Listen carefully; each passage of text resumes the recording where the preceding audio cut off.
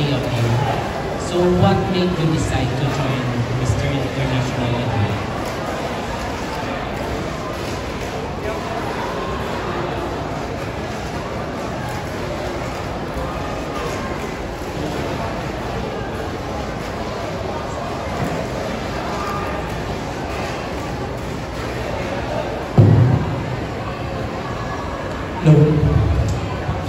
Kaya po ako nag-join sa pageant na to upang mapakita ko po yung aking talento sa maraming tao.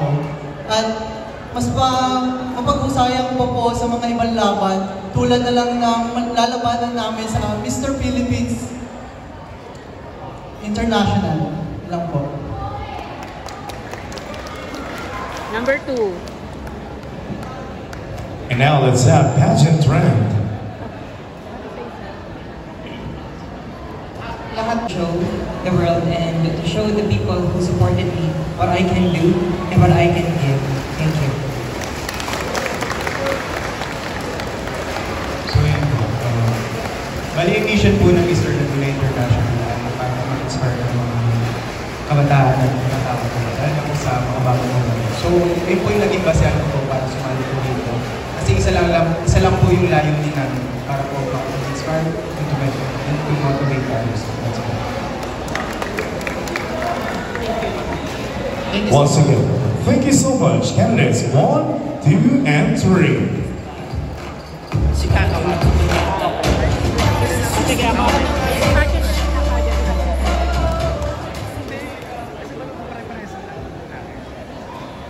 Hello, good afternoon. This is Jay from Pageant Trend. First, congratulations sa inyong lahat. And my question for you guys, what is your best asset in competing Mr. International Laguna 2025? Same question lang po. Magandang hapon po sa lahat. For me, my best asset as a candidate for this pageant, I think is my height because nakikita ko naman sa sarili ko na yun ang kalamangan ko. And also, lahat naman kami dito is may kanya-kanyang asset and magkakaiba kami. Kita ko.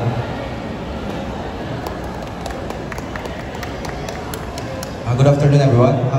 I think my best asset is my face. Even though I have big ears, a big nose, and a big lips. At dito nyo makakita ang tagline ng Mr. International Laguna na distinctively handsome. Para sa akin kasi distinctively handsome is uniqueness of your own way. So yun po para sa akin ang best asset ko. Good afternoon, everyone. For me, lahat naman tayo dito ay may kanya-kanyang asset. But for me, I am a compassionate individual. I'm compassionate for what I am and what I do. Yun lang po. Thank you so much. Thanks so much, candidates 4, 5, and 6. And now let's have candidates 7, 8, and 9.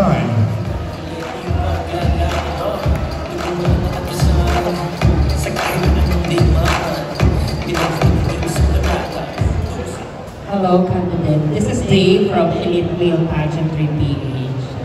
First, congratulations. And this is your questions from your three. So, give me 3 words that describe yourself. Thank you. Una, ipagbati ko muna ng isang magandang hapon sa ating lahat. And thank you for coming here and supporting us. If I were to describe myself, it will always be compassionate. It will always be strong and someone who is brave. Above all, I think I am someone who can always best represent myself, not just myself, but also the organization and my whole municipality. I am strong for I came here na hindi man ako ang pinakamalakas ngayon, pero I can provide the best assets in me. I am brave dahil sa tingin ko po, kinakaya ko at kakayanin ko. And lastly, I'm compassionate.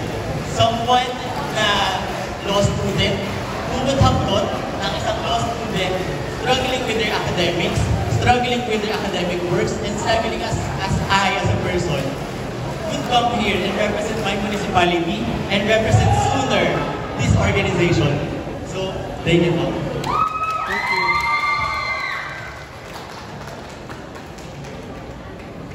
Hello, good afternoon. My name is Eric from Hotman Philippines and Shipping. Uy, siya pa, be. Sila pa tatlo.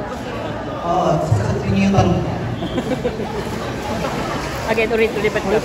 I repeat my question. Give me 3 words that describe yourself.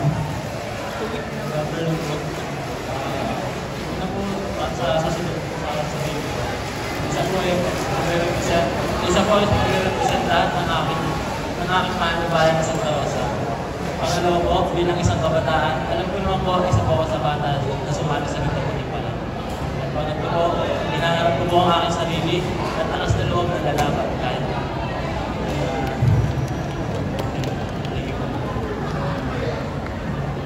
Good afternoon.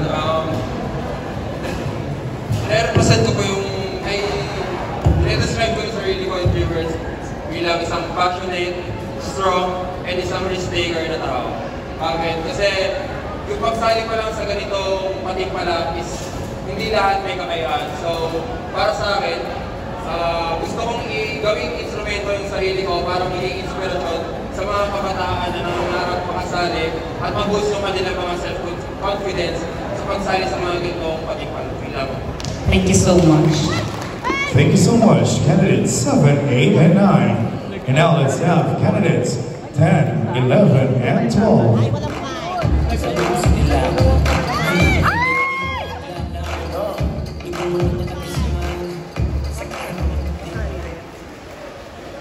Hello, it's me again. My name is Eric Aisangilan from Hotman Philippines and Shipping Fair. And this question applies to all 3 of you. What would make you a good representative for Mr. Laguna International?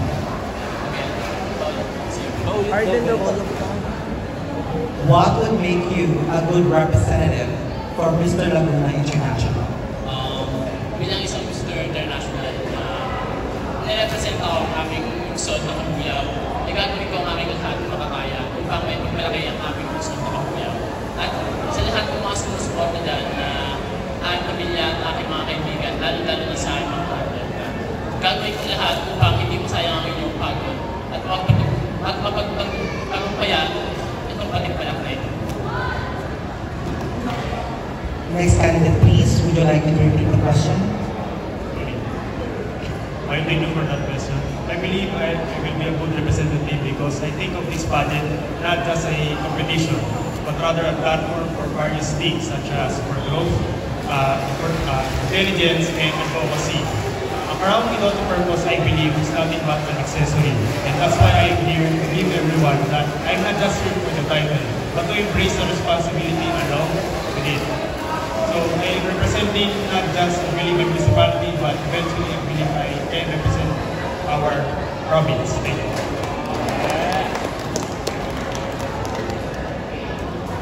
Good afternoon. As a candidate of Mr. International, yung ugali at yung pagiging humble as a candidate ang may pagmamalaki.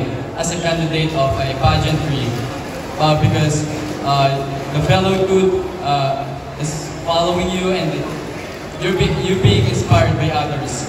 And yeah, yun lang po. Thank you. Thank you guys and best of luck.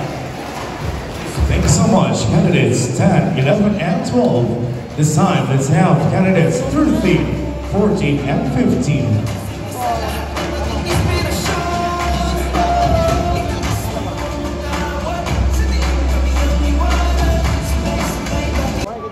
Hello, good afternoon, labo candidates.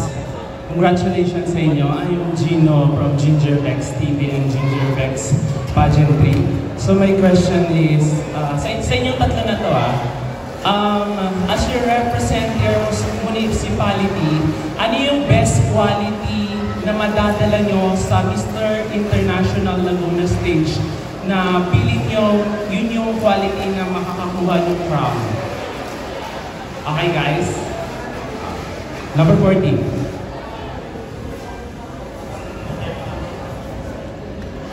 Maraming salamat po sa inyo katanungan. Ang isang pribilehiyo na madadala mo dito sa patimpalang ito ay ang pagkakaroon ng pagtitiwala sa sarili. Sabagat isang dahilan ng pagtitiwala sa sarili upang mas matupad ang mga gusto pa mangyari sa buhay. Katulad na lang ng gusto mong makamit na makuha ang Corona which is Mr. International Laguna Philippines 2025. Thank you. Thank you. Alright, so good afternoon everyone. So thank you for that question. So my answer po is galing po ako sa municipality of Big kung saan meron po isang college po na school, the Cardamara Development Institute. The best quality na nadadala ko po sa if I win this competition is being a risk taker. Because dun po sa pinapasukan ko po na school, marami pong mga entrepreneur student. And as an entrepreneur student, you must a risk taker. If you must risk taker, you have a confidence to all or to face all the challenges. And with the help of Almighty God, the rest will follow. Good afternoon po. Madadala ko po sa patimpalak na ito at magiging proud po kayo ay yung ilaban ko po yung lugar ko. Kasi po yung lugar po namin is sobrang liit lang po. Kakaunti po yung nakakakilala. Kaya po nandito ako para po makilala yung lugar namin na Rizal, Laguna. Na kahit po kakaunti ang resources namin, lumalaban pa rin po kami sa larangan ng pageantry. Mahirap man po yung budget namin sa ganito, pero lalaban din po kami. Salamat po. Nice answer, guys. Congratulations again. Thank you so much. Candidates. Hello, magandang hapon. I'm Gerald from Gingerbex TV and Gingerbex Pageantry. And this question is sa inyong tatlo na. What is your biggest accomplishment and what did you learn from it?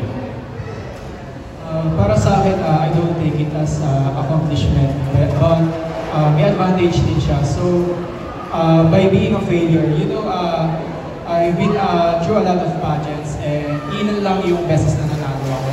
So, joining Mr. International Laguna would help me boost my confidence, and it would be my privilege to represent Santa Rosa or Laguna rather in international pageants. Thank you.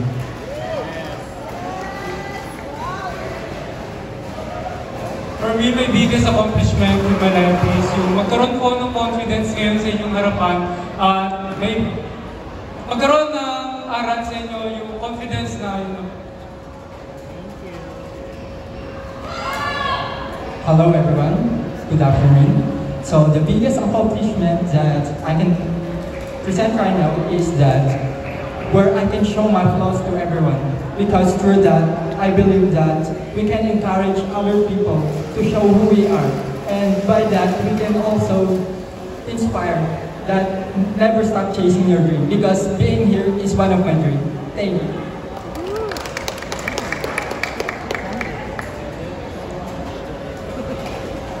Once again, thank you so much, candidates 16, 17. Hello po, this is Tetra from Tetra TV and Tetra Show.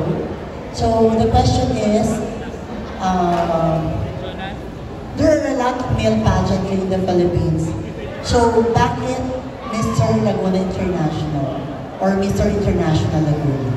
I chose Mr. International Laguna because this is the first time that we have Mr. International here in Laguna, and I want to be in that history.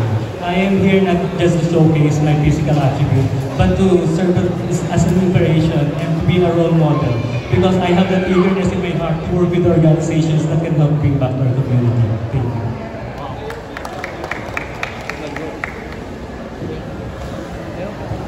you.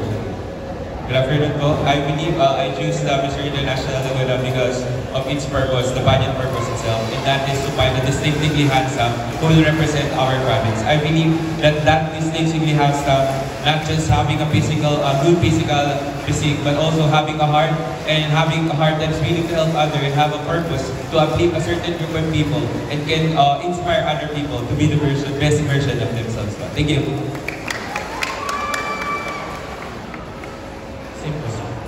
Can you repeat the question?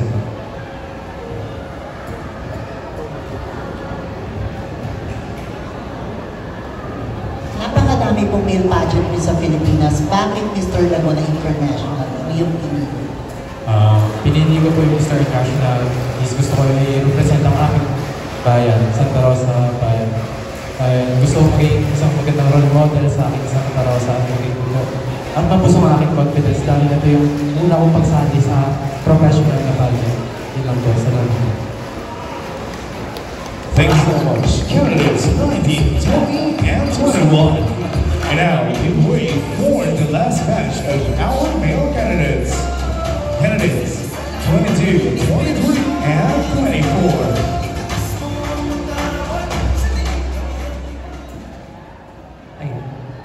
Magandang hapon. Ang aming tanong ay, ano para sa inyo ang katangian ng isang makabagong Lagunense? Lagunense, ano yung katangian ng isang magkagaya ninyo? Ano yung mga katangian ninyo bilang new generation ng mga taga-Laguna?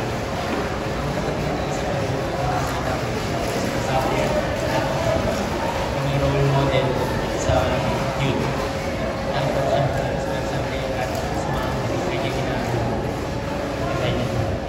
Pakilakas. Ikaw po,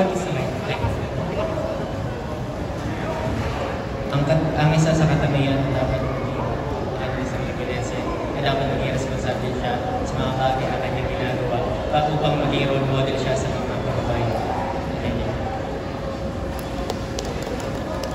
Maganda nga po. Para sa akin po, isang bagong katangian ng isang Lagunense ay marunong makatanggap ng pagkatalo, pagiging makatatag sa anumang mga laban ng pageant po. Yun lang. Good morning. Good afternoon. So, para sa akin, ang isang katangian ng isang Lagunense is pagkakaroon ng respeto. Kasi para sa akin, it is important that we all have respect for everyone. Regarding their culture, regarding their age, regarding their skin color, or their gender. Kasi may sarili akong pasasabihan na pag ang tao ay may respeto, siya ay may disiplina. At pag may disiplina, siya ay maangat.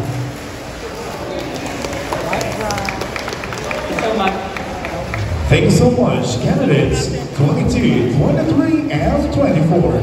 There you have it, ladies and gentlemen.